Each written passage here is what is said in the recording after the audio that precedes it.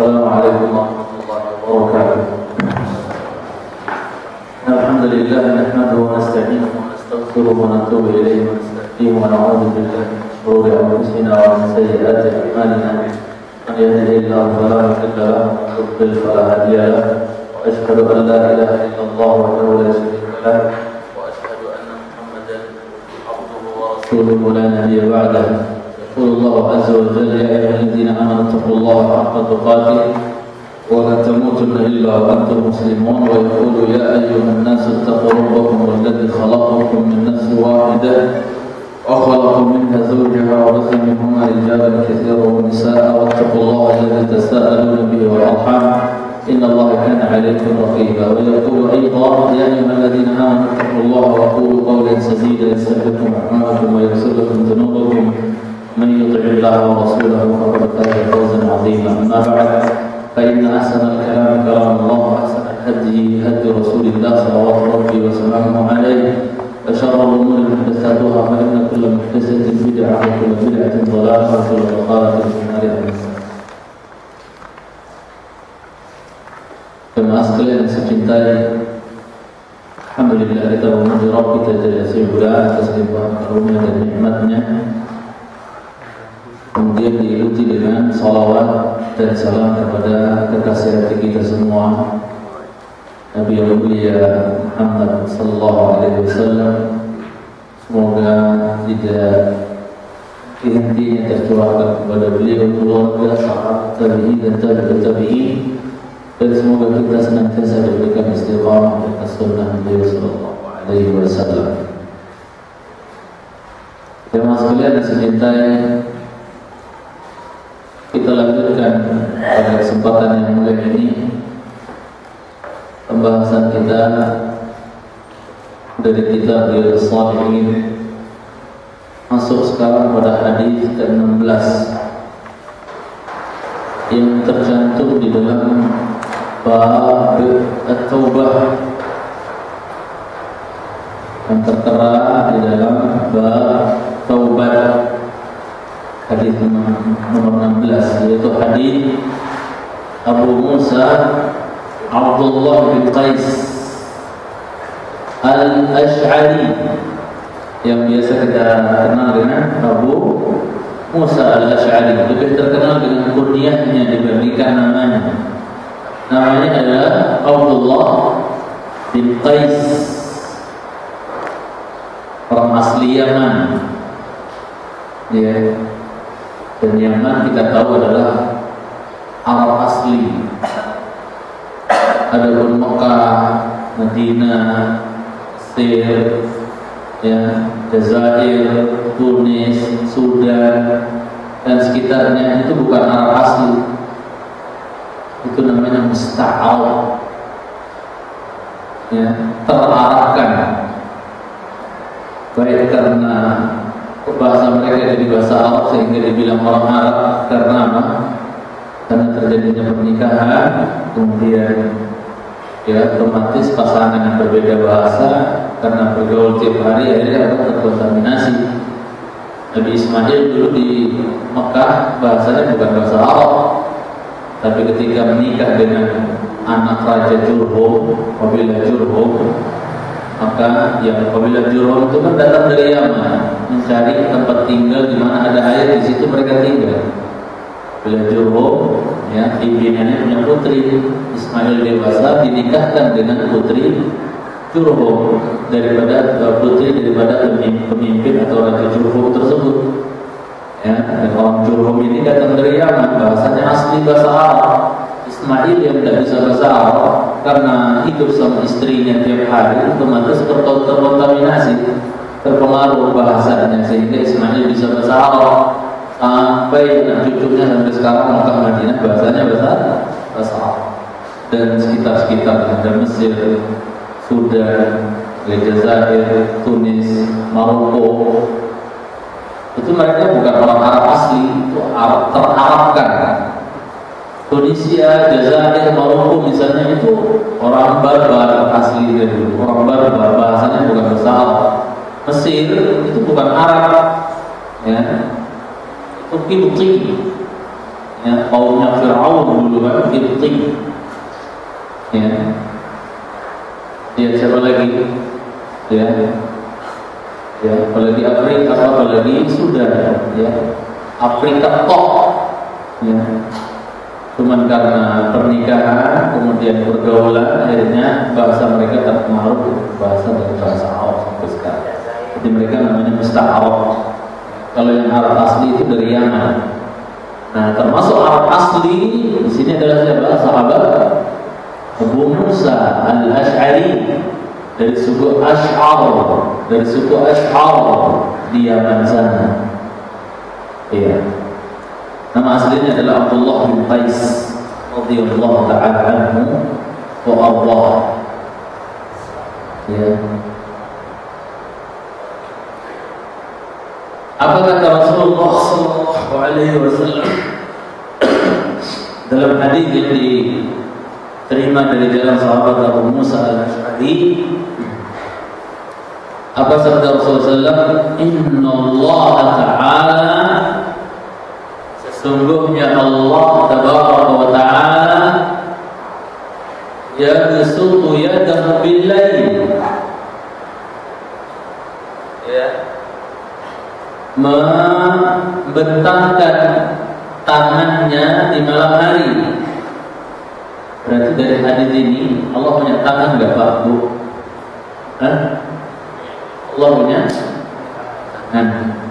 Allah memiliki dua tangan yang layak bagi dirinya. Bagaimana bentuknya, ukurannya, kita tidak tahu. Ya, kita tidak mengetahui. Kita tidak mengetahui. Ada sering sampaikan bahwa tatakan kaki Allah, kursinya Allah, Allah katakan wasi'a kursi samawati. Tatakan kakinya Allah, tatakan kedua kakinya Allah itu meliputi langit dan bumi. Kata Rasulullah SAW, ya, tatakan kaki Allah, kursi, makanya ada ayat kursi.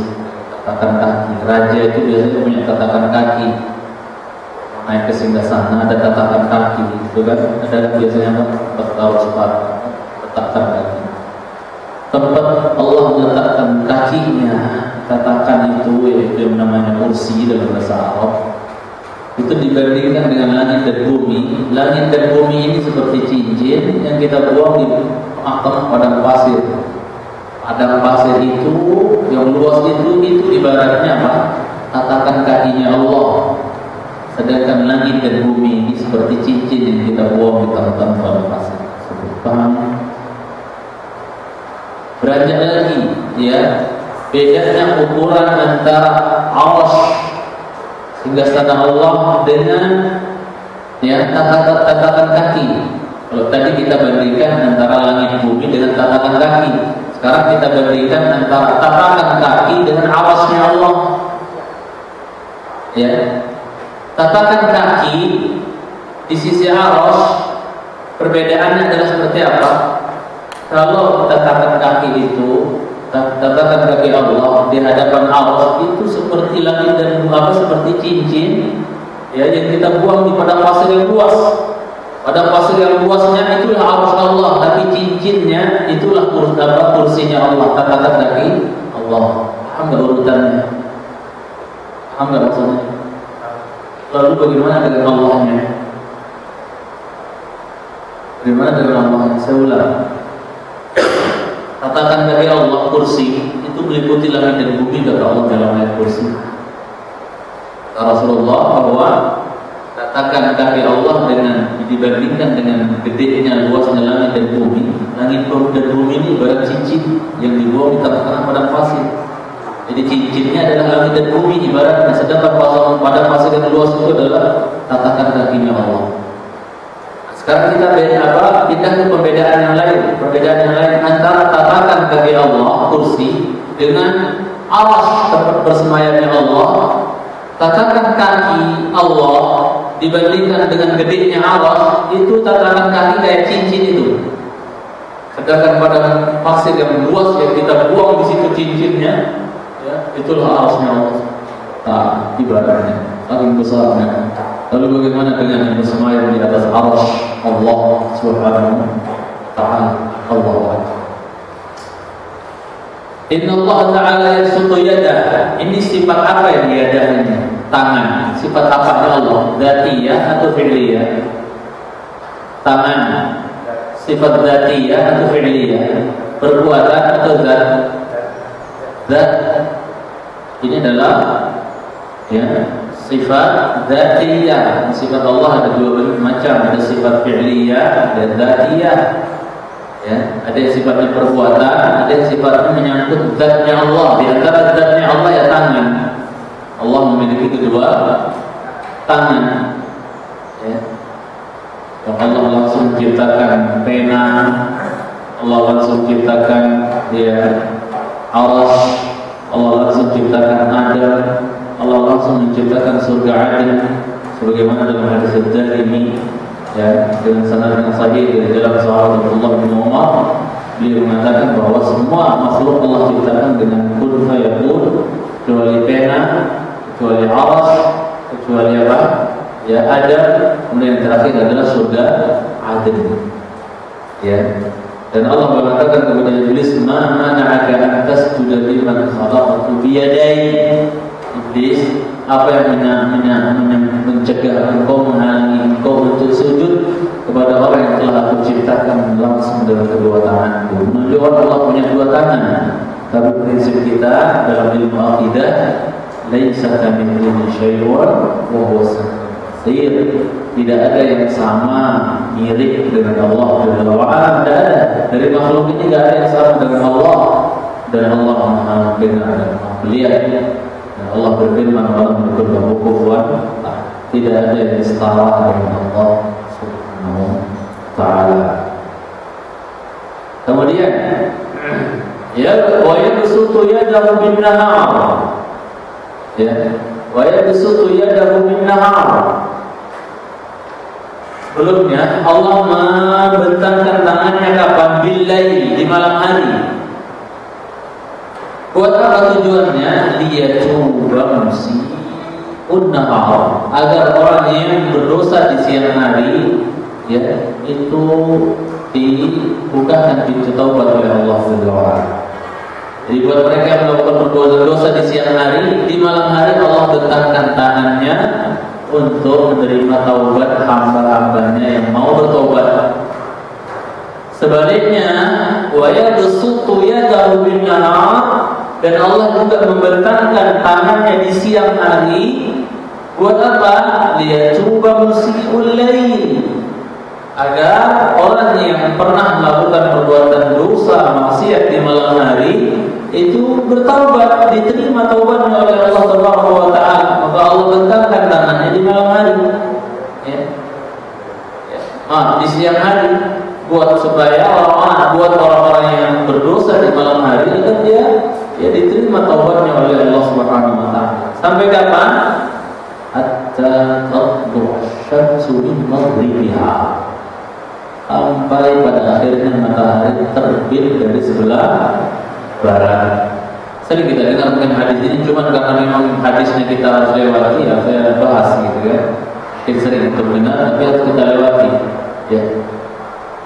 Sampai kapan? Sampai matahari terbit dari sebelah barat, menyelisih kebiasaannya. Biasanya terbit dari sebelah timur, jadi terbit sebelah barat. Maka kalau udah itu terjadi, nggak bermanfaat taubat. Buat orang yang belum taubat sebelumnya, tidak bermanfaat amal soleh. Buat orang yang tidak beramal soleh sebelumnya, karena nanti orang-orang ingkar. Dia akan mengatakan orang-orang yang selalu memenuhi kehidupannya dengan maksiat, dia menyesal. Lantas dia berkata, sebagaimana Allah firmankan, bagaimana Allah Subhanahu wa ta'ala firmankan dalam surah Al-Munafiqun ayat yang ke-8 kalau saya keliru. Allah berfirman, "Ya ayyuhalladzina amanu ya ayyuhalladzina amanu anfiqu mimma razaqnakum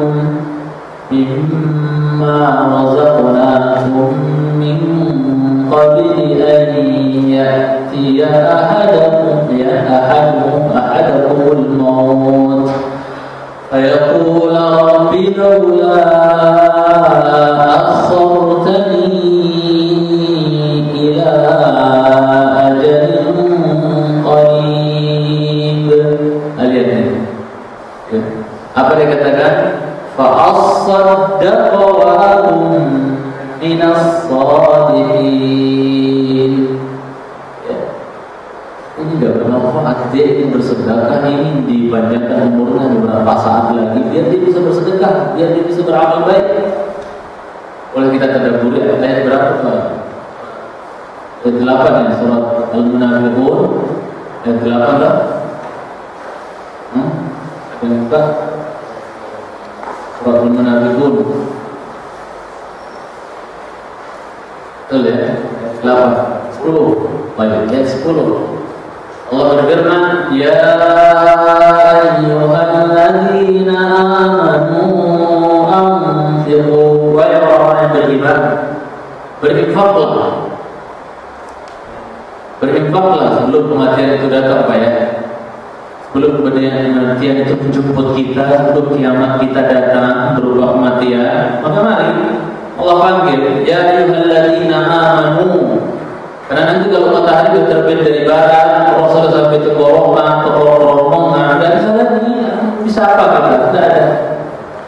Putus semuanya sudah. Tidak bisa ada sempatan lagi untuk beramal. Sebelum itu datang lagi. Ya ayyuhalladzina amanu, wahai orang beriman, anfiqu mimma razaqnakum. Berinfaklah kalian, bersedekahlah kalian dari apa yang telah kami rezekikan kepada kalian. Infakkan jemaah sekalian secintai Allah Taala dari apa yang Allah telah ya rezekikan kepada kita, bukan semuanya, mimma, sebagian saja yang Allah minta dikembalikan kepada orang masakin ya. Min qabli an ya'tiya ahadakumul maut, sebelum datang bagi dan salah seorang di antara kalian apa? Kematian. Tidak bisa tobat lagi, tidak bisa beramal lagi kalau sudah kematian datang. Maka anfiqu, berinfaklah, bersedekahlah. Sungguh Rasulullah SAW adalah qudwah dan uswah yang terbaik bagi kita dalam masalah sedekah. Kita bahas ayat ini sebentar. Qudwah dan uswah yang terbaik bagi kita dalam masalah sedekah adalah Rasulullah SAW. Subhanallah. Suatu hari beliau senang-senang sallallahu alaihi wasallam pakai pakaian baru, cakep, bagus. Tiba-tiba datang seorang sahabat, ya Rasulullah, atini thawbak. Ya Rasul, berikan saya pakaian ini. Nanti kalau lagi pakai baju baru, bagus bajunya, boleh nggak saya minta? Apa kira-kira pendapat? Apa tuh bilang? Ada mas mahal dan seterusnya, minta aja. Supaya Rasulullah SAW pakai pakaian bagus, ada sahabat datang minta, ya Rasulullah, ini saya berikan pakaian ini ya Rasulullah kepada aku, tertarik. Tidak pakai tas sama kamu siapa sih? Tidak pakai tas. Beliau langsung masuk ke kamar Aisyah dan buru-buru mengganti pakaian, kemudian didepat rapi, kemudian keluar dan memberikan pakaiannya kepada sahabat yang minta. Lihat kedermawanan beliau sahabat. Ada seorang sahabat bertanya, kamu kok pakaian Rasulullah diminta? Maka sahabat yang minta pakaian Rasul yang baru yang bagus itu mengatakan, minta pakaian Rasul bukan pakai, ya aku bangga-bangga ya pakaian Nabi, kalau saya pakai berkah apa? Enggak, itu. Saya minta pakaian Nabi SAW bukan untuk saya pakai setiap hari, tapi untuk jadi kain apapun nanti apabila telah meninggal. Jadi saya inginkan pakaian Nabi itu jadi kain kapan saya nanti kalau sudah. Dia sahabat itu. Dan kedermawanan yang luar biasa itu diwariskan kepada ibunda Aisyah radhiyallahu anha kepada istri. Maka berusaha untuk mengajak istri kita menjadi istri-istri yang dermawan.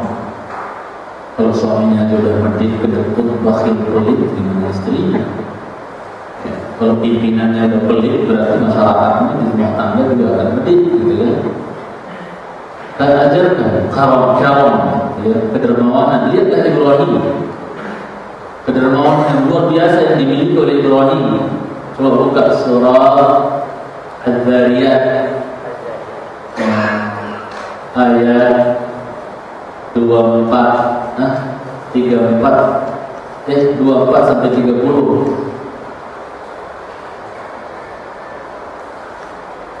Gak apa-apa kita bahas sedikit ayat ini ya.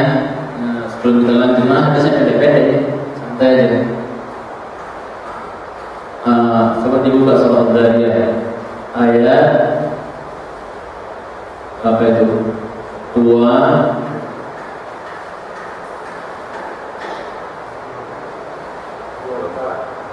tentang itu loh. Coba lihat dulu ayat 30 coba. Apa? Coba baca ayat 30 Zariyat. Apa katanya? Apa kata Ibrahim? Apa kata Allah Subhanahu wa taala?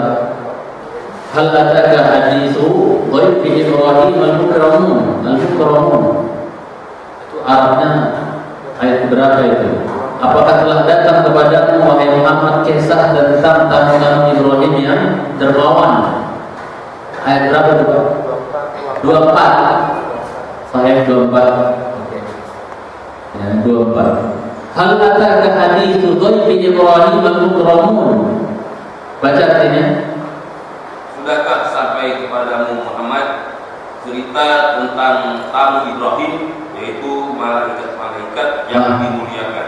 Iya, malaikat-malaikat. Jadi tamunya Ibrahim ini adalah malaikat-malaikat. Malaikat ini jemaah yang saya cintai adalah malaikat yang diutus Allah untuk menghancurkan kaum Lut. Kaum Lut ini apanya Nabi Ibrahim? Nabi Lut apanya? Keponakan. Yang pertama kali beriman dengan dakwah tauhid yang dibawa Ibrahim ya Lut, keponakan yang tinggal di Yordania. Jadi masing-masing nabi itu diutus kepada masyarakatnya dewe. Ya, Nabi Ibrahim dia berkutat antara Mekah, Babilonia, dia Palestina. Ya. Kemudian siapa? Ponakannya Lut berkutat di masyarakatnya saja di Yordania, dakwah di situ. Nabi Isa sama Bani Israil toh. Maka aneh kalau orang Kristen pada dakwah agama Kristen di negeri ini. Ya, padahal Nabi Isa apa? Khusus dakwahnya pada kaum Bani Israil. Ngapain dia bisa kalian pada atau malu? Ya, menyelisihi keberadaan ya keadaan Nabi mereka. Itu. Kemudian yang saya cintai, jadi malaikat-malaikat yang mampir di rumah Ibrahim yang Ibrahim yang menjelma seperti laki-laki biasa ini, itu adalah apa? Malaikat-malaikat yang Allah utus untuk menghancurkan kaum Nabi Lut.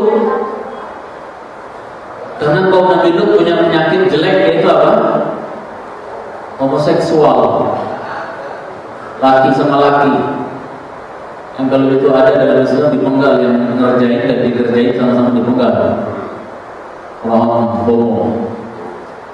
Iya. Kemudian ya, jemaah sekalian saya cintai, sebelum malaikat-malaikat ini pergi menghancurkan kaumnya Nabi Lut di Yordania, maka mereka mampir dulu ke rumahnya Ibrahim untuk beri kabar kepada Isa bahwasanya dia akan dapat anak. Seorang udah 60 tahun dulu, Pak. 60 tahun udah dapat anak. Ya. Tapi ketika Hajar nikah sama Ibrahim, baru 1 tahun sudah keluar anak, yaitu siapa? Ismail. Cemburulah dia. Maka dia berdoa kepada Allah supaya Allah berikan anak. Maka datanglah malaikat ini sebelum pergi menghancurkan kaum Nabi Lut, mampir dulu di rumah Ibrahim. Ini yang dikatakan tamu di ayat itu. Kemudian apabila dakhalu alaihi faqalu salama, ya faqalu salaman qala salamun qawmin yasqawmun munkarun. Apa artinya? Apa kata tamu itu?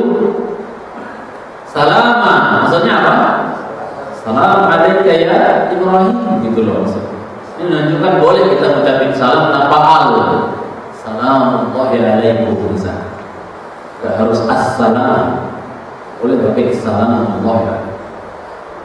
Qala salam, Ibrahim malah jawabnya sama. Qala salam, berarti boleh gak kita kalau orang bilang assalamualaikum, kita jawab assalamualaikum, boleh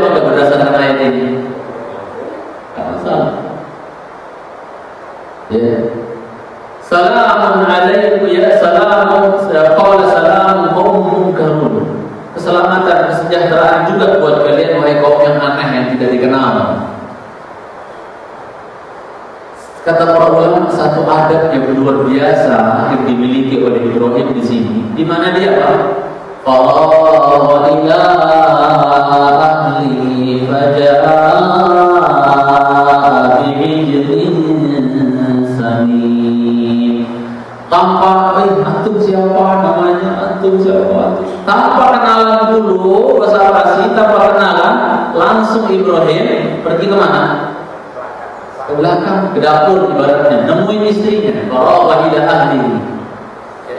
Ibrahim langsung menemui istrinya ke dapur. Faja'a bi'ijlin samin. Maka Ibrahim membawa apa? Pada tamunya ini membawa apa? Itu anak sapi yang gemuk.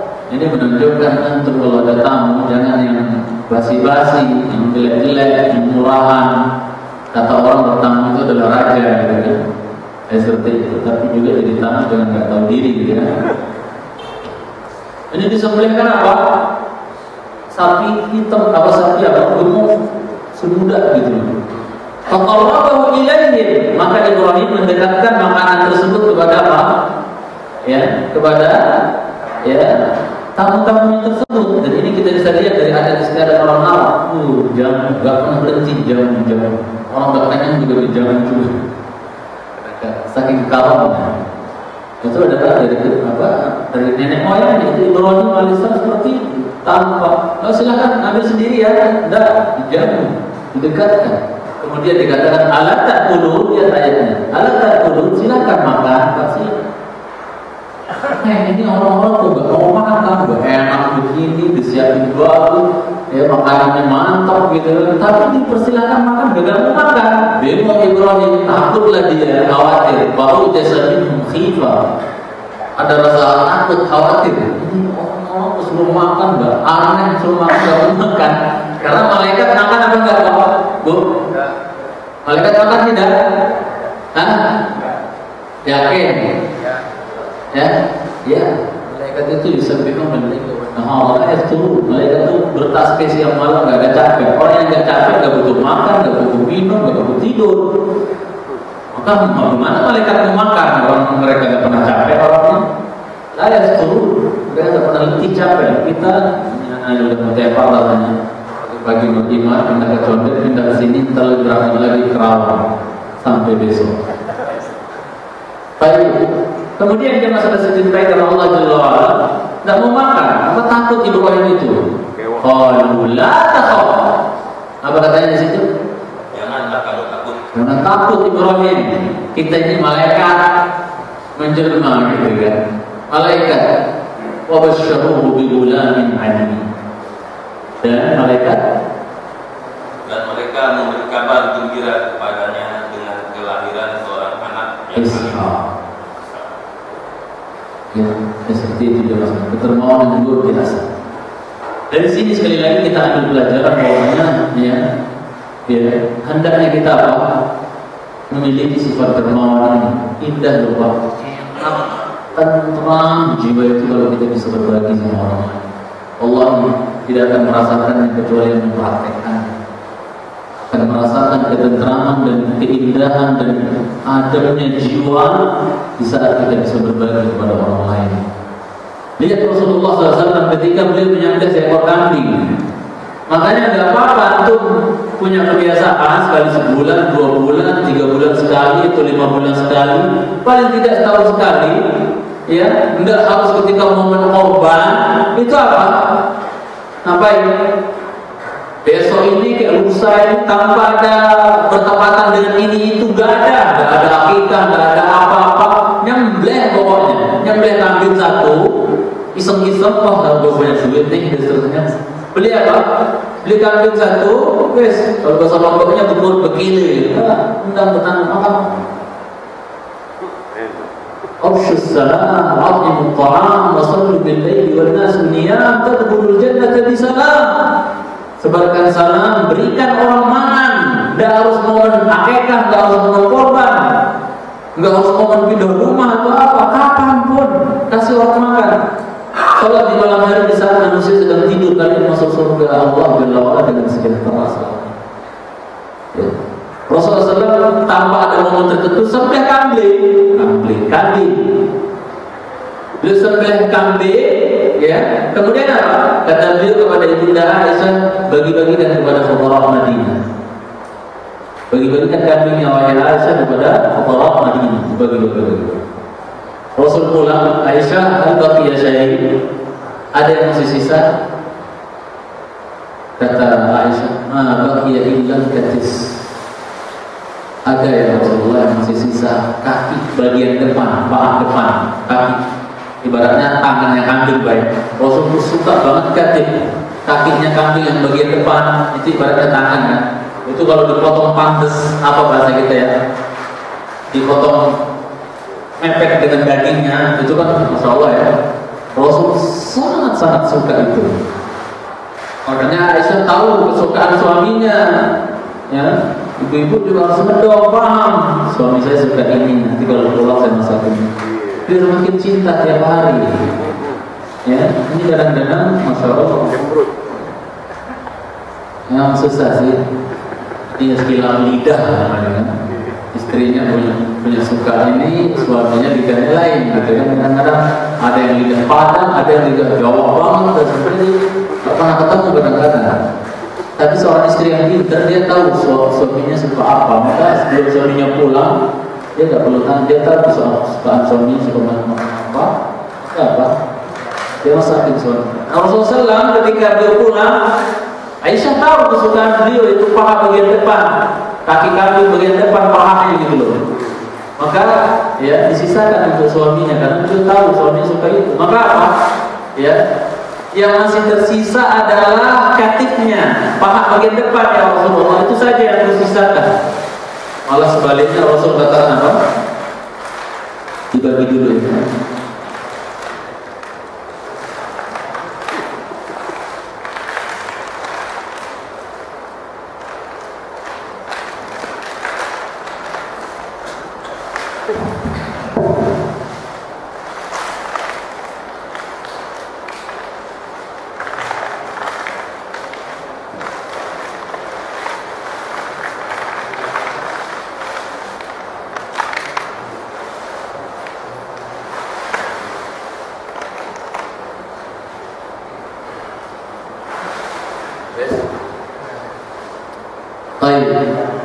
Maka ketika Aisyah bilang, oh yang masih sisa pahanya ya Rasulullah bagian depan, kata Rasul malah sebaliknya, bal baqiya kulluha. Enggak wahai Aisyah, yang masih tersisa semuanya.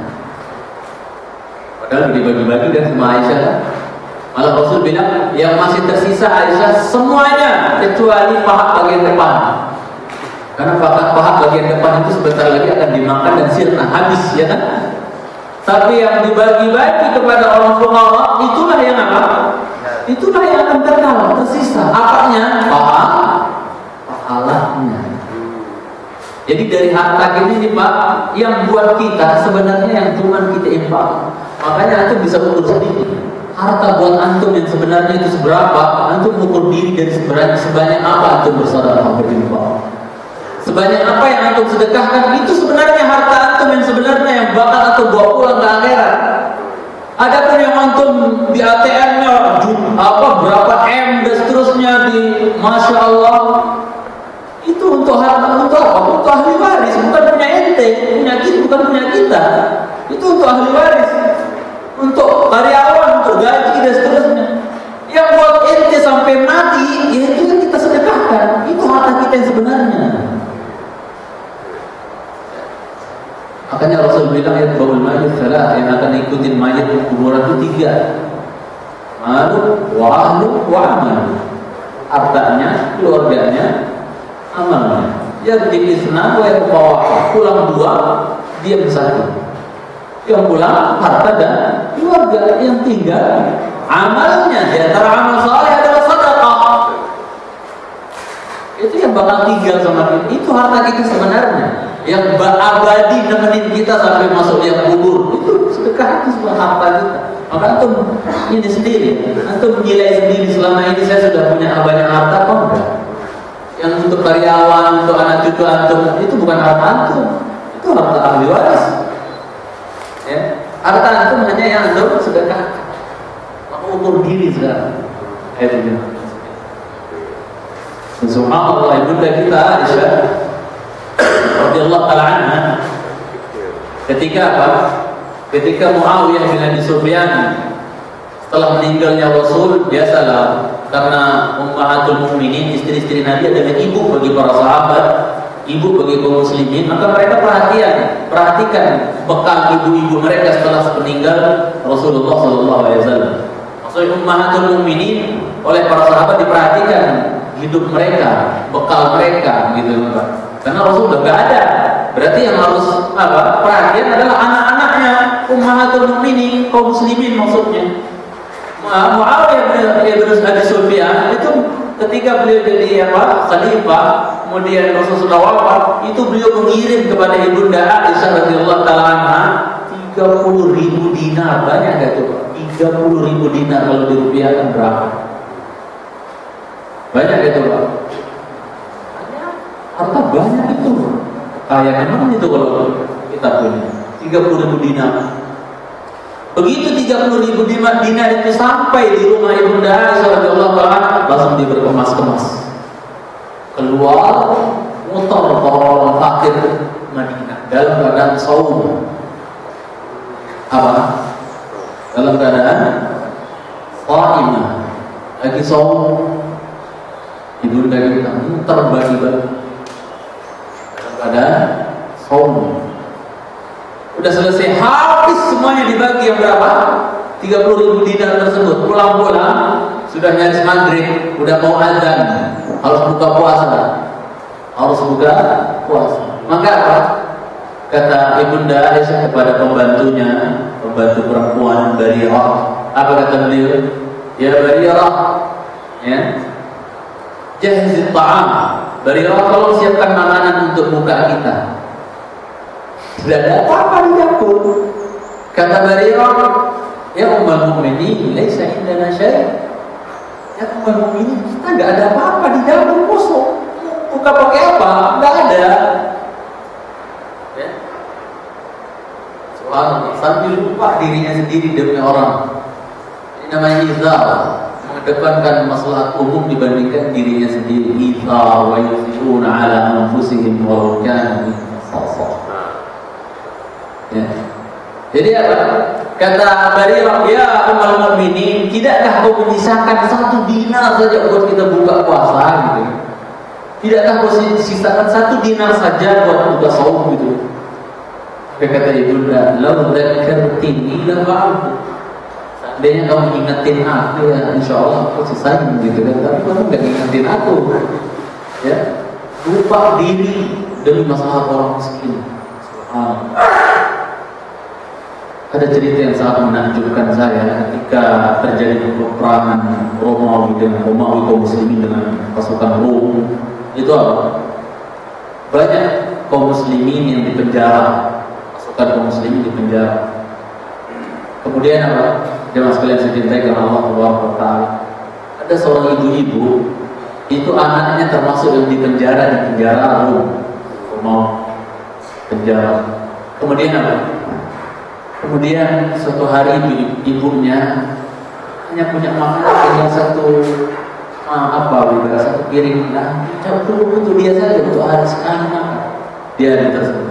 Tiba-tiba, siapa sahil minta orang miskin, fakir yang datang. Maka apa? Dia bingung. Kalau saya kasih makan pakai apa? Tapi demi masalah orang yang lebih butuh, yang lebih lapar, itu orang hidup apa mati gak ketahuan sana lemesnya. Orang fakir yang tutup pintu itu lemes, berpintu, lapar, padahal dia juga butuh. Malah dia berikan dia berikan makanan yang ada dalam mangkok tersebut dimakan. Dia gak punya apa, dia gak ada apa-apa, gak bisa makan apa. Ternyata subhanallah, di hari yang sama, di detik yang sama, di jam yang sama, di penjara Romawi sana, di penjara Roma sana, itu Romawi sana, anaknya yang sedang dipenjara itu nggak tahu kuasa Allah ya. Tiba-tiba apa namanya, rantai belenggu borgol yang mengikat kaki dan tangan itu tiba-tiba buka sendiri, hancur. Ketika diketahui oleh penjaga, didatangkan yang lebih puncak lagi ininya, borgolnya, rantainya. Tapi hancur lagi, buka sendiri, berkali-kali buka sendiri, sampai mereka bingung, ada apa dengan orang satu-satunya kok seperti ini gitu loh. Dia barokah daripada sedekah itu, keutamaan daripada sedekah itu. Ini kok aneh, orang udah diganti ininya kok hancur lagi, buka lagi sendiri dan seterusnya, lepas dan seterusnya. Maka mereka mengatakan nas'al usqufana. Kalau begitu kita nanya kepada uskup kita, uskup kan istilahnya orang-orang itu. Kita tanya ke uskup kita. Akhirnya ditanya oleh uskup tentang kejadian si fulan tersebut. Kok borgolnya, kemudian rantai yang mengikat dia itu lepas sendiri, buka, diganti, buka lagi, diganti, buka lagi. Ada apa ya? Maka dipanggil oleh uskup, dibawa laki-laki itu ke hadapan uskup. Kemudian ditanya, ada lagi ummun salihah? Mas, kata uskup, kamu punya ibu salihah? Nah, iya, saya punya ibu salihah. Kata dia, kata uskup itu, fala'allaha tad'u lak. Bisa jadi ibumu mendoakan kamu pasal kamu di penjara, di borgol, bisa jadi ibumu mendoakan kamu ya di rumahnya sana. Ternyata ketika sang ibu ini ketika sang ibu ini memberikan orang miskin kelaparan mati gitu, diberikan makanan itu, dia setelah itu berdoa, ya Allah, dengan sebab perantaraan saya bantu orang yang kelaparan, yang sedang lapar ini, saya bersedekah kepadanya, dengan sebab itu lepaskan anak saya, bebaskan anak saya ya Allah. Ternyata dikabulkan oleh Allah, gak lama anaknya pulang.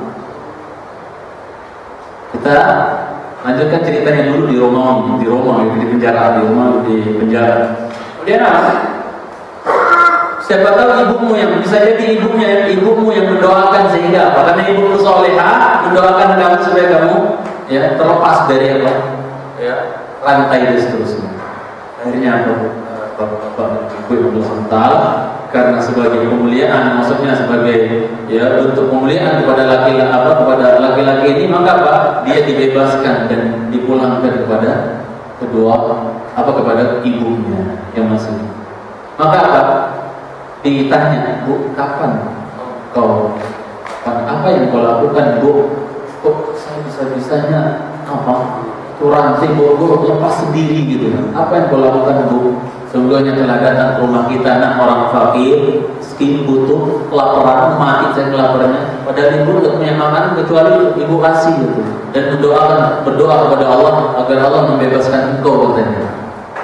Maka ternyata setelah di-cross-check kejadian dia lepas kejadian lepasnya borgol tersebut adalah pas detik saat ibu itu memberikan makanan tersebut, bersedekah. Ini menunjukkan kalau kita memang betul ingin dilepaskan dari muskilah kehidupan, problema kehidupan, banyak-banyak Allah bersedekah.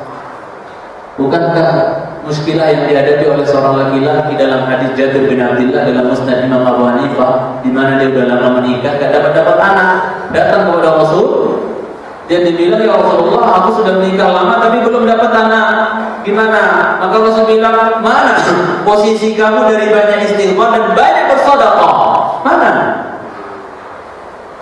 Mana posisi dari banyak beristighfar dan banyak bersedekah? Maka laki-laki itu bersedekah dan banyak istighfar, banyak sedekah, banyak istighfar. Faruziqallahu tis'atu dzukur. Allah karuniakan dia 9 anak laki semua.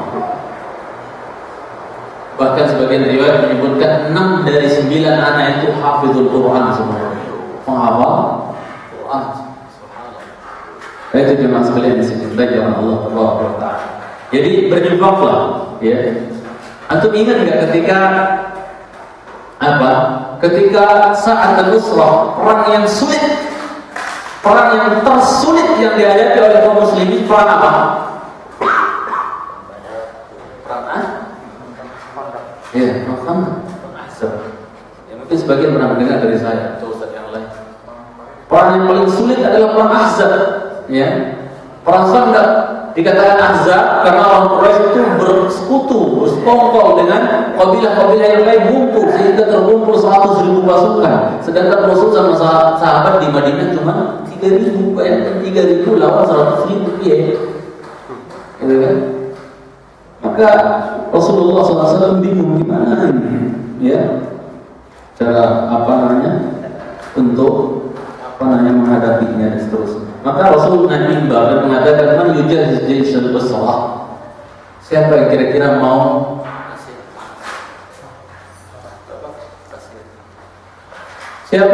mempersiapkan dan membiayai, ya, siapa yang mau jadi donatur perang usrah, perang Khandaq, perang sulit, musim panas lagi terik, membakar.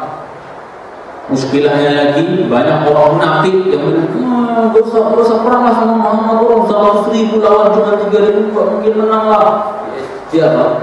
Dirayu-rayu dia apa? Disuruh untuk tidak ikut, orang munafik. Ya. Ada orang Yahudi pula yang suka berkhianat.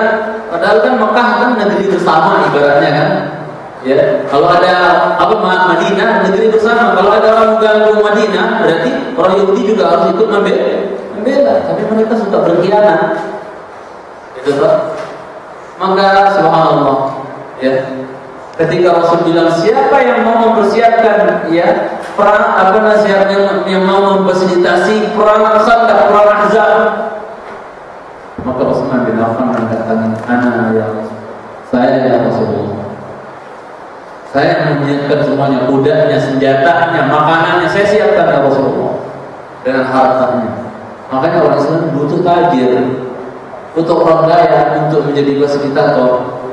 Sekarang gajian kita di Nur Iman, masya Allah suaranya kasihan ibu-ibu nggak bisa dengar, orang pindah sama dan seterusnya, nggak bisa dengar. Antum bersatu padu untuk apa? Membantu soal ta'awun 'alal birri wat taqwa. Dan Allah akan catat, ya, malaikat akan disuruh oleh Allah untuk mencatat amal antum, ya. Akan disuruh untuk mencatat amal antum, sama kayak antum melangkah ke masjid sekarang datang ngaji ke sini. Antum balik sekarang buat yang jalan kaki dari rumahnya ke sini, antum balik, kira-kira antum dapetin nggak bekas telapak kaki antum? Dapetin nggak? Pulang. Imma disapu angin hilang, imma becek, imma diinjak orang lain lagi sehingga hilang bekas kaki antum. Yang datang ke sini untuk ngaji ikhlas, antum kalau balik cari lagi, ya, itu apa? Hilang, nggak bisa ketemu. Ya, seperti itu jangan sebelah secintai, nggak bisa ketemu. Kemudian apa? Ya, itu dicatat. Langkah kaki kita tersebut dicatat oleh malaikat. Langkah kaki kita bisa dihapus oleh angin, bisa dihapus, bisa hilang karena dilewati mobil atau apa, hilang bekas kaki kita. Tapi niat kita ketika melangkah dari rumah ke masjid untuk amal soleh, itu pahalanya nggak bisa dihapus hatta oleh malaikat. Kalau bekas kaki kita, oke, bisa terhapus, bisa hilang. Tapi pahala dari langkah kaki kita itu hatta malaikat nggak bisa ngapus. Disimpan oleh Allah Jalla wa'ala biar nanti jadi bukti bagi kita nanti di akhir. Ini loh saya ngaji ke Mas Sholah Al-Ikhlas, ini bekas, ya, langkah kaki saya yang semuanya dicatat pahala dan seterusnya. Itu jangan seperti. Jadi bersedekah, dermawan. Maka Allah berfirman, "Anfiqu mimma razaqnakum." Ya, infakkan dari apa yang telah kami rezekikan kepada kalian min qabli ay ya'tiya ahadakumul maut, sebelum datang bagi salah seorang di antara kalian kematian. Sebelum ia roh sampai di tenggorokan atau sebelum matahari terbit sebelah barat, mari segera bersedekah. Dia Utsman bin Affan, subhanallah. Jadi ketika apa? Perang, ya, Ahzab, perang Khandaq, itu apa? Dia membiayai semua. Yang di waktu itu Rasul bingung, gimana ini? Madinah itu kan 4 sisi Pak ya, timur, barat, utara, selatan. Salman Al-Farisi waktu itu menghadap Rasulullah dan punya pendapat dia, Rasulullah, dulu kami di Persia itu kalau ada musuh dengan jumlah yang banyak mau menyerang kami, maka kami berbenteng dengan parit. Selama ini orang Arab gak kenal taktik perang dengan parit, itu gak kenal. Orang Arab itu tahunya pedang, masing-masing pasukan bawa pedang, ransak-ransak sudah, tempur di daratan dan seterusnya. Itu tahunya mereka. Tapi ini teori dari luar Arab. Ya, itu apa? Jemaah sekalian saya cintai karena Allah Subhanahu wa taala. Salman katakan ya Rasulullah di Faris, ya di Persia kami kalau mau diserang oleh pasukan yang banyak musuh, itu kan bikin parit untuk menghalangi mereka. Maka Rasul tertarik dengan apa? Dengan pendapatnya Salman Al-Farisi. Bahkan dia ikut apa? Ikut menggali lubang, ya daripada sungai tersebut, ya khandaq tersebut, parit tersebut, ya. Kemudian di mana dibikinnya? Bikinnya di mana? Kanan dan timur dan baratnya kota Madinah itu diapit oleh batuan-batuan, bukit-bukit, batu-batuan yang cadas tinggi. Gak mungkin dilewati oleh 100 ribu pasukan Abu Sufyan di waktu itu. Pasukan Ahzab gak mungkin. Karena dalam bagi para sahabat sekian hasta digali oleh sekian sahabat, sekian hasta digali oleh sekian sahabat, dibagi-bagi. Amal jamaah, gotong royong, udah ada sejak dulu gotong royong itu. Dibagi-bagi, ente dari ini ke sini, ente dari ini ke sini. Rasulullah ikut langsung apa? Enggak jadi mandor. Ini gali di sini enggak. Ini yang bagus ini dalam enggak. Dia ikut langsung terjun menggali. Sampai tangan beliau sobek berdarah. Kata beliau, berdarah tidak berdarah, kamu telah berdarah lebih banyak dibandingkan sekarang di jalan Allah Subhanahu wa taala. Di peperangan yang banyak kamu telah berdarah dengan berdarah yang banyak. Berdarahlah sekali enggak apa-apa. Seperti sallallahu alaihi wasallam. Jadi membiayai siapa tadi? Utsman. Lanjutan ayatnya dalam surah Al-Munafiqun ayat 10 tadi. Qabli ayyati ahadakumul maut. Sebelum salah seorang di antara kalian didatangi oleh yang namanya kematian, fayaqul, baru dia repot-repot ngomong, ya, Rabbi laula akhartani ila ajalin. Baru dia repot-repot, ya Allah, tidaklah engkau ya undurkan ajalku, ya sebentar saja, sejenak saja, undurkan ya Allah ajalku. Aku mau ngapain? Fa'asad daqah. Saya mau bersedekah. Ya, fa'asad daqah. Saya mau bersedekah. Wa aku minas shalihin. Aku mau jadi orang soleh. Ya, itu dia masalah. Kaitannya saya berbicara tentang masalah ini tentang sedekah ini, karena ada sunnah apabila kita habis melakukan perbuatan dosa kepada Allah dan taubat kepada Allah, ada sunnah untuk kita langsung ikuti dengan sebuah amal yang namanya sedekah dan langkah yang seperti itu.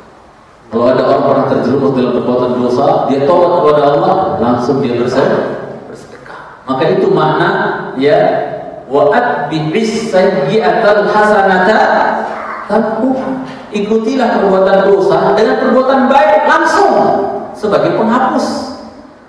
Maka di sini ada sunnah apabila kita habis taubat dari perbuatan dosa, langsung bersedekah, langsung amal soleh berupa sedekah. Dan subhanallah, tiap hari, tiap pagi Allah itu utus 2 malaikat. Yang satu malaikat mendoakan orang yang dermawan, mengatakan Allahumma a'ti mumfiqan ya khalafa. Ya Allah, berikan ganti buat orang yang apa? Dermawan, memberi ganti ya Allah. Dan malaikat yang satunya lagi berdoa jelek buat orang-orang kedekut, pelit, bakhil. Apa katanya?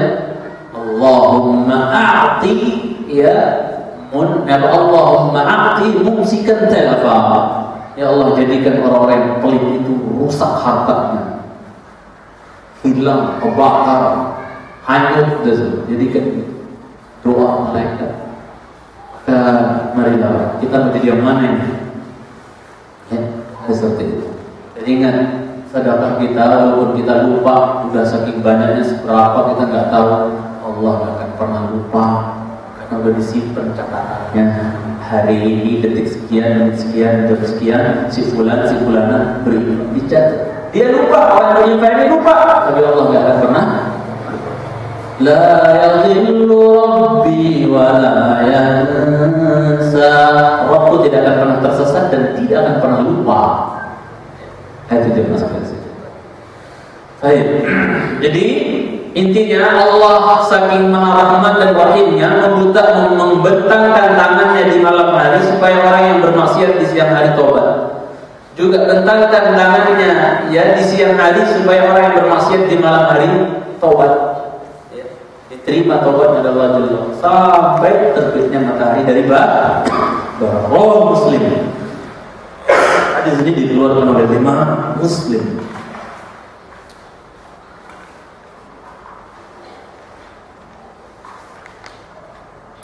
Kalau di antara antum ada yang isi dengan batuk saya, maaf ya. Tidak tahu juga selesai. Batuk kering ya. Kita ada kekhawatiran ada jamaah di Johor sana Indonesia itu punya penyakit batuk naun gitu ya. Dan mereka saudara-saudara kita di situ, saudara-saudara kita di situ, kalau bertanya kepada Ustaz itu kurang paham adabnya, banget gitu. Jadi kita yang harus mundur-mundur nih. Jadi lu nanya tuh dekat. Dan dia di depan saya batuk-batuk. Sejak itu saya nggak tahu kok terus batuk gitu. Tambah lagi pas dia ziarah ke rumah, datang ya ke rumah itu anak saya cium-cium kan, pegang tangannya. Anak saya lagi suka-suka ini. Akhirnya batuk juga. Mudah-mudahan Allah sembuhkan. Tapi anak saya alhamdulillah sembuh. Saya dong. Kemudian cepat sembuh. Dari situ juga dari konsep. Baik.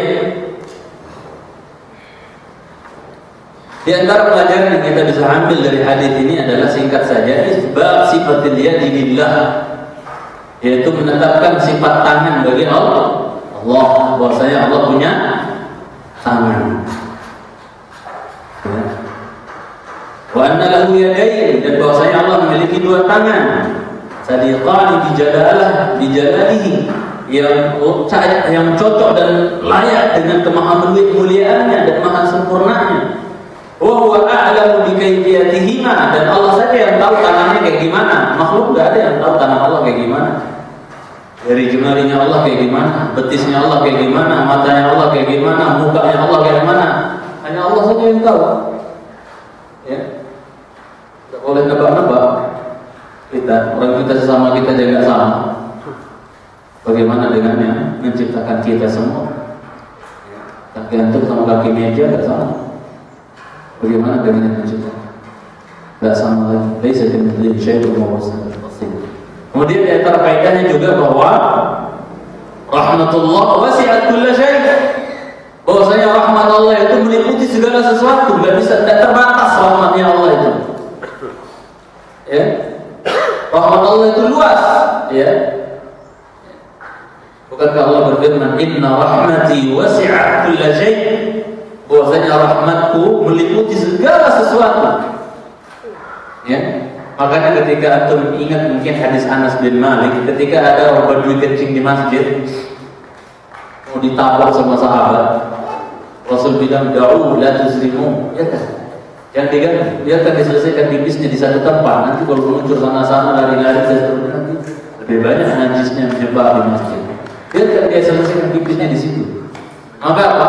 Setelah orang Badui itu pipis disiram dengan satu air ember, maka satu ember air, maka apa? Orang Badui tersebut melihat akhlak Rasulullah yang luar biasa, enggak marah, enggak mendumel, enggak marah, maka dia mengatakan, Allahumma arhamni warham Muhammadan wa la tarham ma'ana ghairana. Ya Allah, rahmati saya dan Muhammad saja, yang lain jangan. Yang lain itu yang lain galang, Muhammad enggak galang. Rahmati kami berdua saja ya Allah, karena Muhammad itu lembut, baik, sopan, orangnya enggak marah-marah sama saya, enggak bentak-bentak. Rahmati kami berdua saja ya Allah. Maka Rasul yang mendengar orang Badui itu doa lucu kayak gitu, dia bilang apa? Laqad tahajjarta wasi'an. Engkau telah menyempitkan sesuatu yang sungguhnya luas. Engkau telah menyempitkan sesuatu yang luas. Maksudnya apa yang luas di sini? Rahmat Allah. Kan dia berdoa, ya Allah rahmati saya dan Muhammad toh. Dia batasi rahmat itu cuma berdua doang, enak banget toh.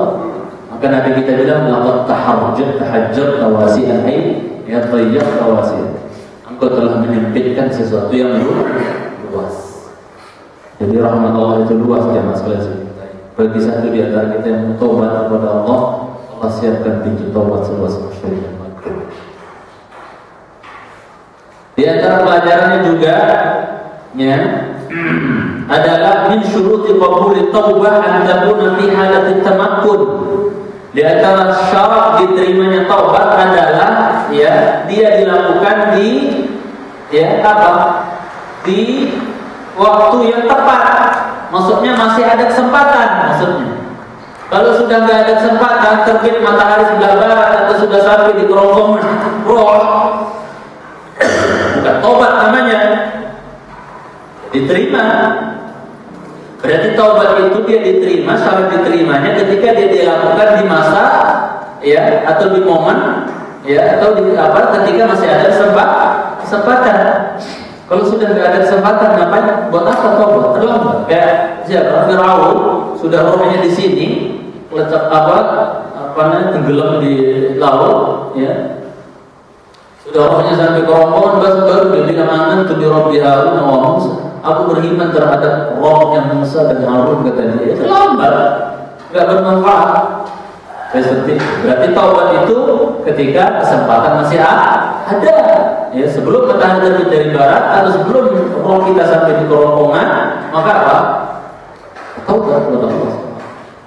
Dan hati-hati jangan sekalian cintai, di saat roh kita sampai di kerongkongan, jika roh kita sampai di kerongkongan, ya, itu adalah saat-saat terakhir lah, apa namanya, bagi syaitan untuk apa? Untuk menjerumuskan kita. Sebelum roh sampai di kerongkongan, itu kesempatan emas buat setan untuk menjerumuskan kita. Sebagian riwayat menjelaskan setan datang menjerumus seperti bapaknya di samping kanan duduk. Ya, ini kita akan mengalami semua. Di sebelah kirinya setan menjerumus seperti emaknya. Ya, setan yang menjerumus seperti bapak, samping kanan bilang, "Nah, engkau adalah anakku yang paling aku sayang, aku cintai. Maka matilah engkau di atas Yahudi karena Yahudi adalah agama terbaik."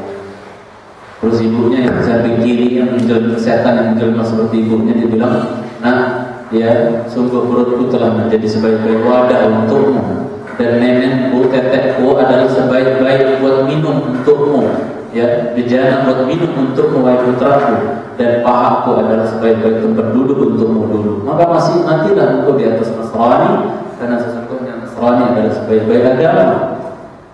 Akhirnya ketika negosiasi kayak gini, biasanya muka orang perut ngorong gitu. Lagi negosiasi sama setan. Maka apa? Bagi orang yang selalu berdoa, Rabbana la tuzigh qulubana ba'da idh hadaytana wa hab lana min ladunka rahmatan wa apa? Hablana min ladunka rahmah innaka antal wahhab. Rabbana, wahai Rabb kami, la tuzigh qulubana, jangan kau lencengkan hati kami sekarang di saat sekarang ini. Jangan kau lencengkan hati kami gara-gara godaan setan. Ya, untuk ngajak mut Yahudiyan atau Nasrani, mati di atas Yahudi dan Nasrani. Jangan kau lencengkan hati kami sekarang. Ba'da idh hadaitana, setelah engkau udah lama kasih petunjuk, udah lama aku di atas petunjuk, ya Allah kau berikan petunjuk. Masa harus kesat sekarang di akhir? Paham gak maksudnya? Ya. Wa hab lana min ladunka rahmah, dan karuniakanlah dari sisi rahmat, yaitu Sebagian ulama tafsir menyebutkan rahmat di sini maksudnya adalah Jibril alaihissalam. Maksudnya ketika kita lagi negosiasi sama setan, didakwahin sama setan biar mati di atas Yahudi dan Nasara, Jibril datang dan mengusir setan tersebut. Dan Jibril mengatakan buat kita yang lagi sekarang dikatakan apa? Ada ta'rif ini, tidak tahu saya Jibril dan mereka setan musuhmu, maka matilah engkau di atas Islam dan di atas syariatnya. Matilah engkau di atas agama Allah dan di atas syariatnya yang makbul. Ketika setan sudah terusir, Jibril datang yang tadinya muram terus berubah jadi apa? Senyum. Makanya antum kalau lihat ada orang meninggal senyum, dia senang. Jibril datang. Kemudian itu ciri-ciri husnul khatimah, meninggal dalam keadaan dan saya kadang-kadang Pak suka parno, kalau bahasa ibu itu suka parno. Misalnya kalau lagi baru tidur itu suka ngayal sendiri. Kalau bablas gak bangunnya di kuburan mana ya? Belum banyak. Terus nanti Allah manggil Samsul, tanggung jawabkan amal baik buruk. Mana bekal? Serem gak sih? Dipanggil dengan nama sendiri-sendiri ya. Dan itu bukan sesuatu yang apa? Sifatnya apa? Namanya sugesti semata, tidak, itu benar ada, dipanggil satu-satu ya, dipanggil satu-satu. Serem juga sih, tak balik-balik lagi bapak ke dunia ini dan tak lama waktunya. Kematian kami setiap yang datang itu dekat. Kematian itu diibaratkan oleh Imam Ahmad safar, perjalanan yang kami dekat. Sedangkan perjalanan di akhirat panjang, bekal kita sedikit. Perjalanan akhirat itu panjang sekali. Bekal di dunia yang telah kita siapkan sedikit. Maksiatnya lebih banyak. Nggak tahu dari sekarang. Kalau nggak mau baik dari sekarang, ngarepin apa nanti dipanggil sama Allah? Apa mau Allah katakan kepada kita haula ilan ma'wala dubari? Masuk neraka saya tidak peduli. Mau? Kalau kita tidak baik-baik di dunia ini, habis kita Allah. Ya. Kita jangan main-main lagi di dunia. Maksudnya jangan apa? Jangan bermaksiat lah. Ya. Jangan terlalu lalai. Umur kita tidak tahu sampai berapa lagi. Betul?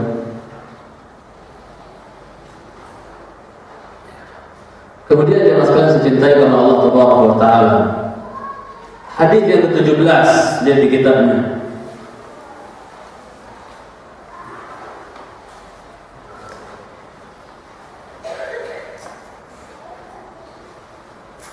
An Abi Hurairah radhiyallahu taala anhu qala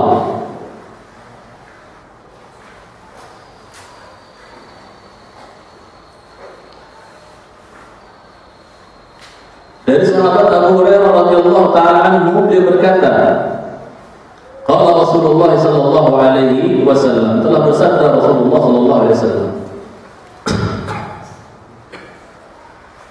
man taba qabla an tatlu asy-syamsu min maghribiha taba Allahu alaihi.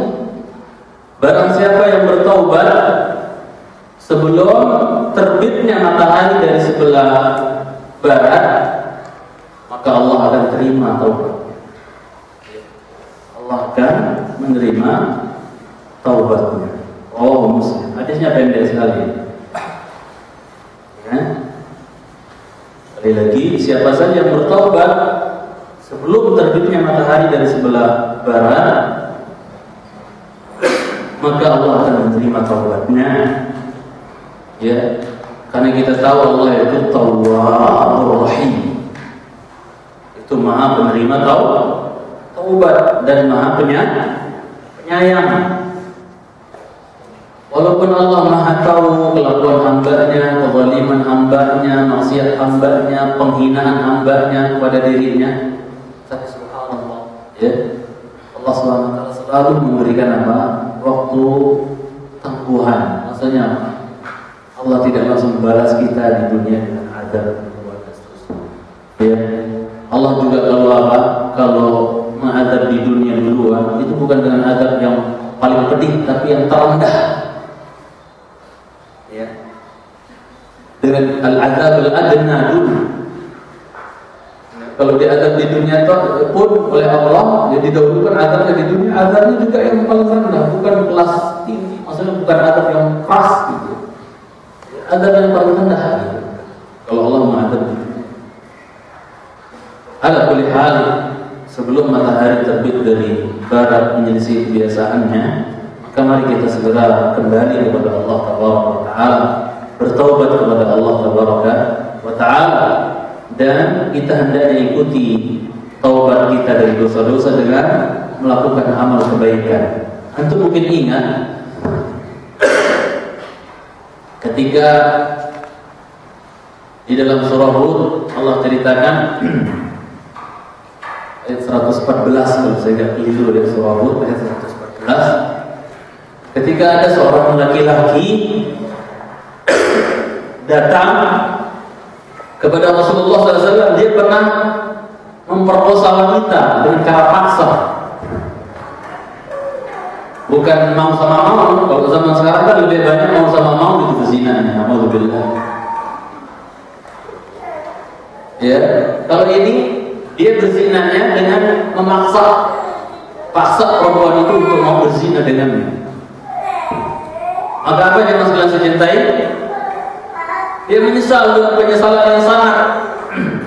Akhirnya dia menghadap kepada Rasulullah SAW, tidak tahan. Ya, dia menceritakan kepada Rasulullah, ya Rasulullah, saya pernah begini. Padahal boleh nggak dalam syariat kita menceritakan aib sendiri, menceritakan dosa sendiri kepada orang lain, boleh tidak? Boleh. Tapi ini orang datang kepada Rasul cerita, saya pernah memperkosa wanita berzina. Oh, misal saya Rasulullah. Maka Rasul diam, tidak komentar, tidak bisa komentar. Maka Umar bin Khattab yang ada di samping Rasul ngomel orang tersebut. Qad satarallahu laka halla satarta nafsak. Mas, Allah udah tutup dosa kamu, ente malah bongkar dewe. Ente malah bongkar sendiri. Allah udah tutup lama, nggak ada yang tahu, ente malah bongkar sendiri. Dan hadis sahih dikeluarkan Imam Bukhari. Sebab nuzul surat Hud ayat 114 kalau tidak keliru. Betul enggak 114? Baca ini juga. Wa aqimis shalah, tegakkan salat ya. Ayat betul 114. Itu sebab nuzulnya ini hadis Bukhari ini. Sebab nuzul ayat ini hadis Bukhari ini di mana ya laki-laki ini ingin taubat dari perbuatan kepada di hadapan Rasulullah dari perbuatan perkosaan. Maka Rasul diam. Umar bilang, fulan, Allah udah tutup lama aibmu itu, dosa zina itu. Kamu kok bongkar dewe, bongkar sendiri? Iya toh. Rasul aja maksudnya ya Allah aja sembunyikan dosamu, maksiatmu, malah kamu ceritain sendiri sama Rasul. Rasul pula ceritanya. Maka laki-laki itu ya pergi. Pulang. Rasul nggak komentar, nggak ada jawaban apa. Menunjukkan beliau nggak suka perbuatan keji soalnya. Begitu laki-laki itu pergi kabur, ya, pergi berlalu dipanggil sama Rasul. Tadi Rasul nggak ngomong sama, sini langsung dia bacain Hud 114. Aqimis sholata tarafay an-nahar wa zulafan min al-lail. Tegakkanlah sholat di ujung dua siang, maksudnya pagi dan sore, pagi petang gitu. Tegakkan sholat. Wa zulafan min al-lail, dan bagian pertama dari apa? Bagian pertama dari malam. Kemudian apa? Innal hasanat yudhibnas sayyi'at. Sesungguhnya perbuatan baik itu akan menjadi stik penghapus dari perbuatan dosa. Ya. Berarti ini seolah-olah adalah wasiat pesan buat orang yang habis berzina ini, memperkosa ini, kerjakan kebaikan untuk mengganti perbuatan dosa. Berarti ini udah turun ayat rajam apa belum? Belum. Kemudian dia masih cintai karena Allah Taala. Ya, laki-laki itu bertanya, aliyah khassah, Rasul, ini khusus buat saya doang. Jadi kalau habis berbuat dosa, ikuti dengan berbuat baik sebagai penghapus. Buat aku doang, Rasul. Jadi yang aku bacakan ayat tadi, ya, innal hasanat yudhibna sayyi'at, itu buat aku doang, Rasul. Kata Rasulullah SAW, la ballin nasi kafah. Tidak, ini bukan buat kamu doang, tapi untuk semua manusia yang pernah berbuat dosa, bermaksiat kepada Allah Jalla wa'ala, maka hendaknya diikuti perbuatan dosa dan maksiat itu dengan kebaikan. Sebagai apa? Sebagai penghapus. Itu jangan salah. Dan dosa itu imma, maksiat itu imma karena meninggalkan perintah Allah, imma karena terjerumus dalam perkara yang jelas-jelas Allah haramkan. Sekali lagi, dosa itu, maksiat itu imma bentuknya adalah melalaikan perintah Allah. Itu maksiat kan? Melalaikan. Jika ini diperintah sama Allah, suruh sujud kepada Adam nggak mau. Jadi siapa yang nggak mau? Terus? Ya iblis kan tidak mau. Yang mau sujud siapa? Iblis tidak mau sujud kepada Adam. Iya. Terus yang mau sujud siapa? Tidak ada, malaikat kan? Malaikat sujud. Betul. Kita perinci dosa masing-masing. Ada dosanya itu adalah apa? Melanggar larangan, terjerumus dalam hal yang jelas Allah haramkan. La taqrabu asy-syajarata fatakuna minadh dhalimin. Jangan kalian berdua dekati pohon tersebut. Haram enggak berarti? Haram ya? Tapi dideketin enggak sama Adam? Makan malah juga. Tapi ketika apa? Ini berarti dosanya Adam adalah terjerumus dalam yang jelas-jelas haram. Tapi ketika Allah menisbatkan maksiat kepada iblis, itu karena apa? Melalaikan perintah. Wa qulna lil malaikati isjudu li Adam. Ya. Dalam ayat ini iblis masuk enggak? Ingatlah Muhammad ketika kami katakan kepada malaikat sujudlah kepada Adam. Di sini kan enggak ada nama iblis di sini. Tapi iblis masuk enggak dalam perintah ini? Masuk. Kenapa?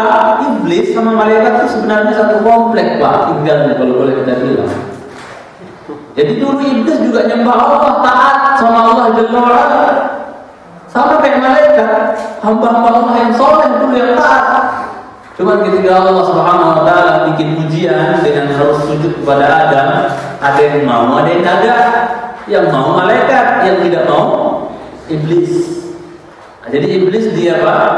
Dinisbatkan kepadanya dosa maksiat, yaitu melalaikan perintah. Kalau ada dosa maksiat terjerumus dalam yang jelas-jelas haram. Berarti siapa yang mulia? Adam atau iblis yang mulia? Adam. Berarti yang lebih ringan adalah dosa karena terjerumus dalam perbuatan haram. Oh, kalau gitu sama enak dong ya, terjerumus saja begitu. Bukan. Jangan jadikan dalil. Ya. Untuk nikmat di atas dosa dan maksiat. Ini kan karena terjerumus dalam perbuatan haram. Kan ketika menyebabkan berdosa karena perbuatan haram itu kan kepada Adam. Adam kan mulia, tapi apa-apa. Yang penting enggak apa? Yang penting enggak melalikan perintah. Sholatnya lancar, saumnya iya, zakatnya iya, hajinya 1000 kali, umrohnya 2000 kali, dan seterusnya misalnya. Tapi apa? Maksiatnya lancar karena salah apa? Interpretasi terhadap kisah tersebut. Jadi seperti itu. Dan juga kenapa dosa karena terjerumus dalam perbuatan haram itu adalah lebih ringan dibandingkan dosa melalaikan perintah? Dikarenakan tobatnya Adam diterima, Bang. Maksudnya Adam tobat nggak terus diterima tobatnya? Terima nggak? Diterima. Iblis tobat nggak, Pak? Enggak. Aba wastakbara. Dia enggan dan sombong. Hati-hatilah. Baik. Hadis yang terakhir ya. Hadis yang terakhir, silakan kalau ada yang mau bertanya beberapa pertanyaan saya jawab, kemudian saya pamitan. Saya mau dijemput. Hadis yang terakhir.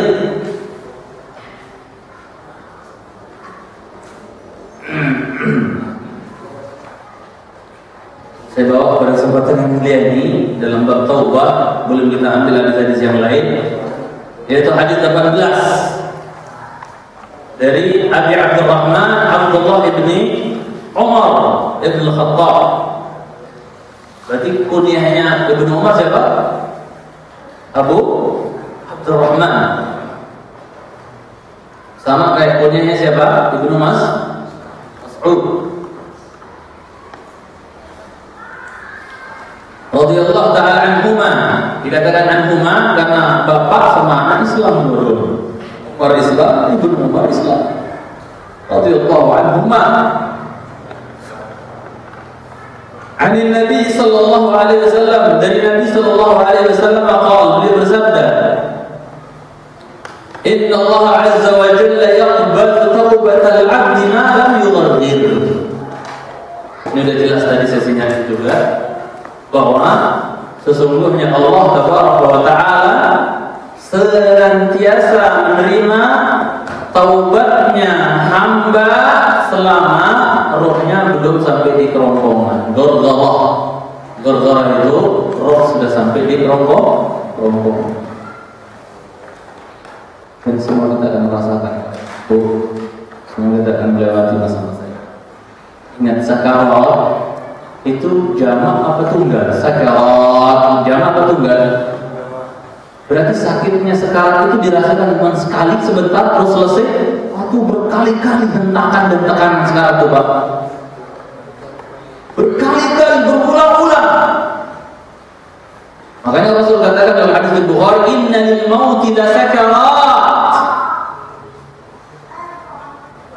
Makanya mati itu sesuatu yang pasti, tapi nggak boleh diharap-harap, karena ya tekanan-tekanan kematian itu begitu dahsyat. Sakarat kematian itu begitu dahsyat, sampai ibunda kita Aisyah mengatakan, aku benci, aku tidak suka melihat orang sekarat lagi setelah aku melihat bagaimana beratnya masa-masa sekaratnya Rasulullah SAW. Aku trauma, aku gak mau melihat orang sedang sekarat lagi deh. Setelah aku melihat bagaimana yang beratnya saat-saat sekaratnya Rasulullah Sallallahu Alaihi Rasul sakit mati meninggal. Kita siapa ya? Itu dengan sekalian sebentar itu. Makanya Rasul katakan dalam hadis Bukhari dan Muslim, la yatamannayanna ahadukumul maut min dhurrin asabah. Jangan seorang di antara kalian mengharapkan datangnya mati karena musibah yang menimpanya. Dan ingkar la budda qailan, tapi kalau memang dia nggak mau harus berdoa itu, maka kalau hendaknya dia berdoa, Allahumma in kanat al-hayatu khairan li ya fa'ini wa in kanat al-wafatu khairan li fatawaffani. Ya Allah, kalau hidup itu sehat itu lebih baik, sehatkan ya Allah. Hidup itu lebih baik, sehatkan, sembuhkan. Tapi kalau seandainya kematian itu lebih baik, maka wafatkan saya sekarang. Ini buat orang yang sudah nggak ada harapan lagi, hanya bisa tidur di ranjang putih di rumah sakit bertahun-tahun, meninggal, nggak bisa ngapa-ngapain. Boleh berdoa seperti itu, tapi secara asal nggak boleh kita harap datangnya mati. Mati itu emang enak apa diharap-harap? Sakit, biarkan dia datang sendiri, ya. Biarkan dia datang sendiri. Kalau udah saatnya datang sendiri nanti. Seperti itu jangan seperti itu. Karena selalai apapun kita dari mengingat kematian dan mengingat malakul maut, sungguh malaikat maut nggak pernah lalai dari mengingat kita dan mengontrol kita. Antum sekarang di sini kita semua sudah kontrol. Antum pindah rumah mana? Tahu. Ada yang berani mengatakan, oh kita udah hijrah, siapa tahu malaikat maut agak lalai dari mengingat kematian kita. Sampai 688 kali rumah kita dilihat, dipantau. Sebagaimana disebutkan Imam Qurtubi, 688 kali dipantau rumah itu. Masing-masing kita dipantau, mana tinggalnya, keluar masuk. Tinggal, bisa bebas. Dunia ini ada di hadapan malaikat pencabut nyawa seperti telur di hadapan orang berdiri. Orang berdiri taruh telur di bawah kakinya. Kecil. Itulah kecilnya bumi di hadapan malaikat pencabut nyawa. Palanya di langit, kakinya di bumi. Melihat semua. Kamu melihat juga. Kalau diperintah oleh Allah, ambil Abu Sama keluar dari pintu Abu Sama al-Ikhlas, ambil.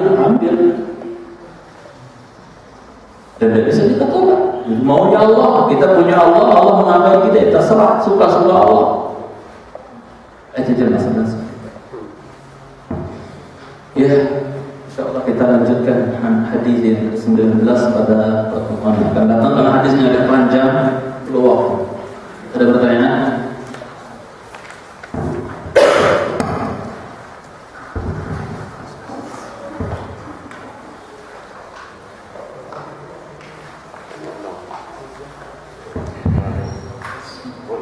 Assalamualaikum warahmatullahi wabarakatuh. Saya mau nanya Ustaz masalah dosa dan besaran melanggar daripada besaran melanggar perintah daripada melanggar larangan. Sekarang kan ada hadis 7 dosa besar atau 70 dosa besar dari Ibnu Abbas. Itu diantaranya syirik, bunuh diri, ada zina, ada riba, riba dan sebagainya. Kebanyakan kan itu melanggar perintah Allah.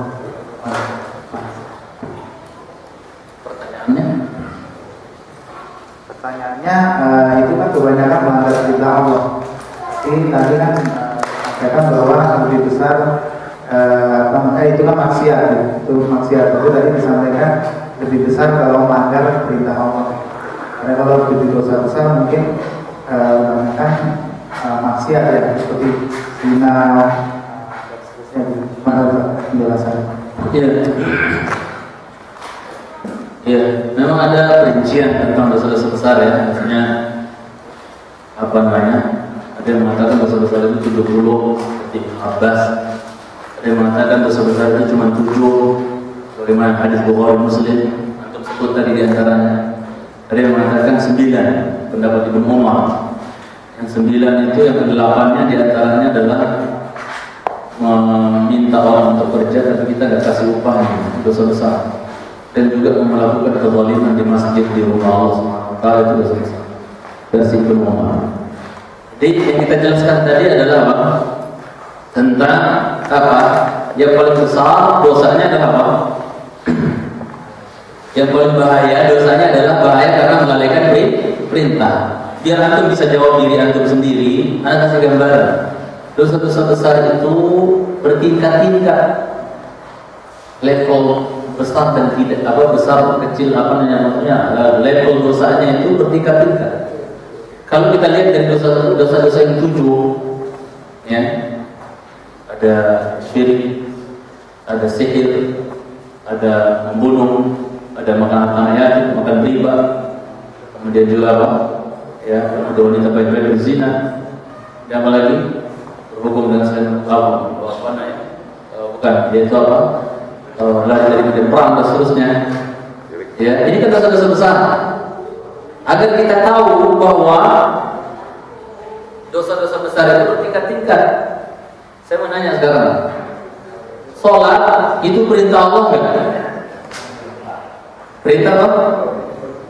Ijma' para ulama mengatakan dosa meninggalkan perintah sholat itu lebih besar daripada apa? Daripada dosa zina. Orang zina itu dosanya lebih kecil. Ini ijma' sepakat para ulama. Dosa meninggalkan sholat sekali itu lebih besar daripada apa? Daripada dosa zina.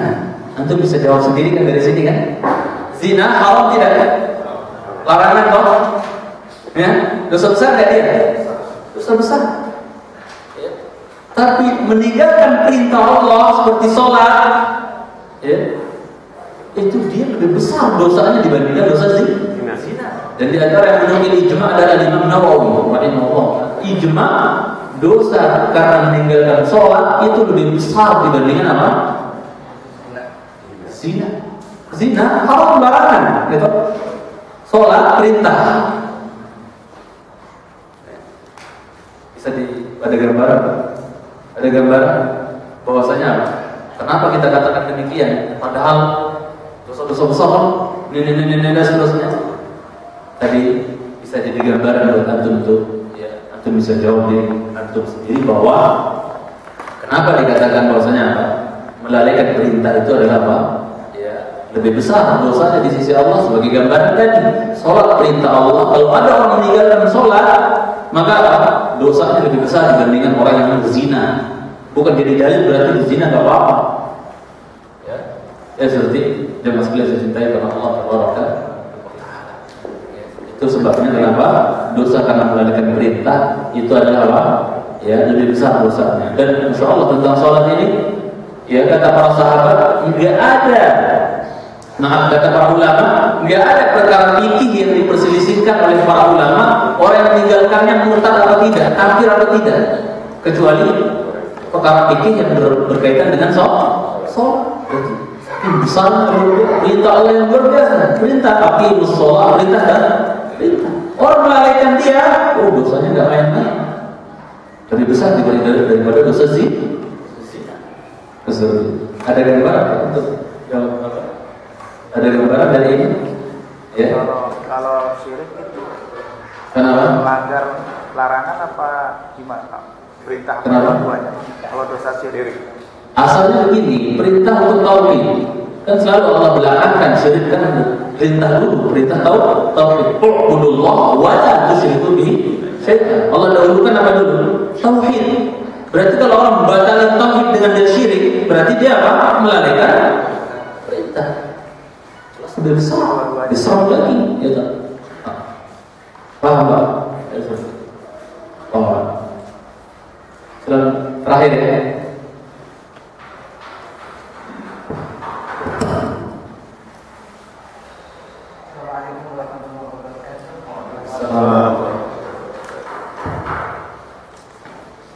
Bertanya masalah status hadis ini. Allahumma barik lana fi Rajab wa Sya'ban wa balaghna Ramadan. Status hadis ini sahih apa maudhu apa dhaif? Itu juga. Ya. Pertanyaan terakhir. Ya, tentang doa Allahumma barik lana fi Rajab wa Sya'ban wa balaghna Ramadan. Ya. Hadis ini bukan dhaif, maudhu'. Palsu tenang gitu. Ya. Bisa Bapak baca dalam kitab kecil ya. Ya, Al-Ahadits Al-Maghdhubah fi Ahadits Rajab. Soalnya hadis-hadis palsu tentang keutamaan tentang fadail Rajab. Antum nanti lihat komentar Al-Imam ya Ibnu Rajab sendiri.